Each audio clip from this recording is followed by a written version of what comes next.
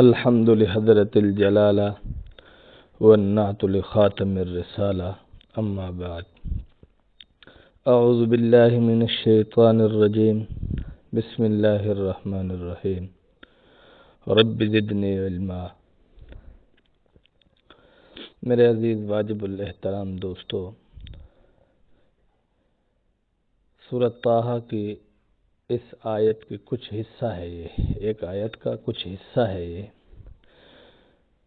تو اس میں دعا سکھائی گئی ہے، رب زدنی علما، اے میرے پروردگار عالم میرے علم میں نفع عطا فرما۔ رب زدنی علما، اے میرے رب، اے پروردگار عالم، اے جہانوں کے پالنے والے، پرورش فرمانے والے رب، زدنی علما، میرے علم میں نفع عطا فرما۔ علم کا نفع انسان کو ہدایت کے قریب کر دے، یہ مقصود ہے۔ اور حدیث پاک میں جناب رسول اللہ صلی اللہ علیہ وسلم نے بھی دعا سکھائی ہے۔ جناب رسول اللہ صلی اللہ علیہ وسلم نے ارشاد فرمایا، اللہم انی اسألک علما نافعا، اے الہی، اے پروردگار مجھے علم نافع عطا فرما۔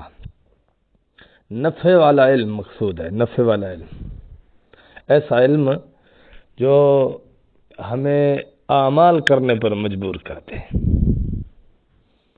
اللہ کے قریب کر دے، ایسا علم جو گناہوں سے دور کر دے، ایسا علم جو عمل پر مجبور کر دے، اس کو کہتے ہیں علم نافع۔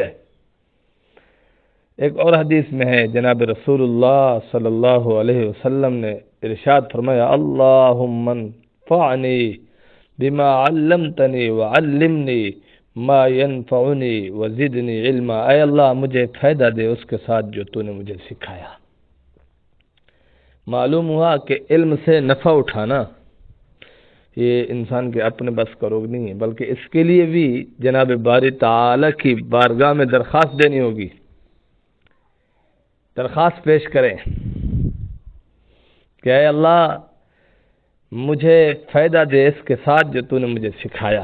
اللہم منفعنی بما علمتنی وعلمنی ما ینفعنی وزدنی علما، جو مجھے سکھایا اور جو مجھے سیکھا جو میرے لیے فائدہ مند ہے، اور میرے علم میں اضافہ بھی فرما، ساتھ ساتھ یہ بھی رب العالمین سے دعا مانگی، ایسا علم جو نفع نہ دے، انسان کو ہدایت کے قریب نہ کرے، گناہ چھوڑنے پر آمادہ نہ کرے، اعمال کرنے پر آمادہ نہ کرے، جناب رسول اللہ صلی اللہ علیہ وسلم کی سنتوں پر عمل کرنے پر آمادہ نہ کرے، ایسے علم سے جناب رسول اللہ صلی اللہ علیہ وسلم نے پناہ مانگی ہے۔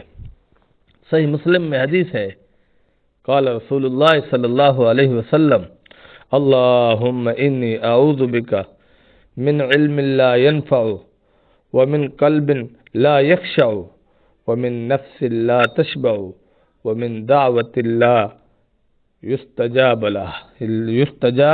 لہا۔ اے اللہ بے شک میں تیری پناہ چاہتا ہوں ایسے علم سے جو نفع نہ دے۔ دیکھیں یہاں ایسے علم سے پناہ مانگی جا رہی ہے جو نفع نہ دے۔ آپ نے علم حاصل کیا اور اس علم کی بنیاد پر آپ لوگوں سے لڑ رہے ہیں، لوگوں سے جھگڑ رہے ہیں، لوگوں میں نفرت پھیلا رہے ہیں، لوگوں میں بغض اور کینے کی فضا کو عام کر رہے ہیں، تو یہ علم نفع والا نہیں ہے۔ ایسے علم سے جناب رسول اللہ صلی اللہ علیہ وسلم نے پناہ مانگی ہے۔ اگر علمی مباحث کرنے بھی ہیں، علمی بحث کی ضرورت پیش آ بھی گئی ہے، تو اخلاق کے ساتھ، دلائل کے ساتھ ہونی چاہیے، بغیر دلائل کے اور ضد اور انا کی بنیاد پر ہو تو یہ علم نافع نہیں ہوگا۔ تو فرمایا ایسا علم عطا فرما جو نفع دینے والا ہو، جو نفع دینے والا نہ ہو اس سے میں تیری پناہ چاہتا ہوں۔ اللہم انی اعوذ بک من علم لا ينفع، اے الہی میں تیری پناہ چاہتا ہوں ایسے علم سے جو مجھے نفع نہ دے، جو نفع نہ دے، ایسے علم سے جناب رسول اللہ صلی اللہ علیہ وسلم نے پناہ مانگی ہے۔ تو ہم کون ہوتے ہیں؟ تو بہرحال میرے دوستو، علم نافع یہ ہے جو انسان کو اعمال پر مجبور کر دے۔ اور جب بھی آپ قرآن کریم کی تلاوت کریں اور احادیث نبویہ کے علوم حاصل کریں تو رب زدنی علما 7 بار پڑھ لے، پہلے 7 بار یہ پڑھ لے، اور ہر نماز کے بعد یا علیم یا علیم یا علیم 21 بار پڑھے، انشاءاللہ نفع والا علم حاصل ہوگا، اور ایسا علم جو نور والا ہوگا، نورانیت والا ہوگا، جو آپ کو عمل پر آمادہ کرے گا۔ ہر نماز کے بعد 21 بار یا علیم پڑھے، اور جب بھی قرآن کریم کی تلاوت کریں، حدیث کی کوئی کتاب پڑھیں یا کسی اور قرآن و حدیث کے متعلقہ فن کی کتاب پڑھیں جو قرآن و حدیث کو سمجھنے میں معاون ہو، تو اس کے شروع کرنے سے پہلے 7 بار رب زدنی علم اول آخر 3 بار درود شریف پڑھیں، انشاءاللہ اللہ عافیت فرمائیں گے۔ وآخر دعوانا ان الحمدللہ رب العالمین۔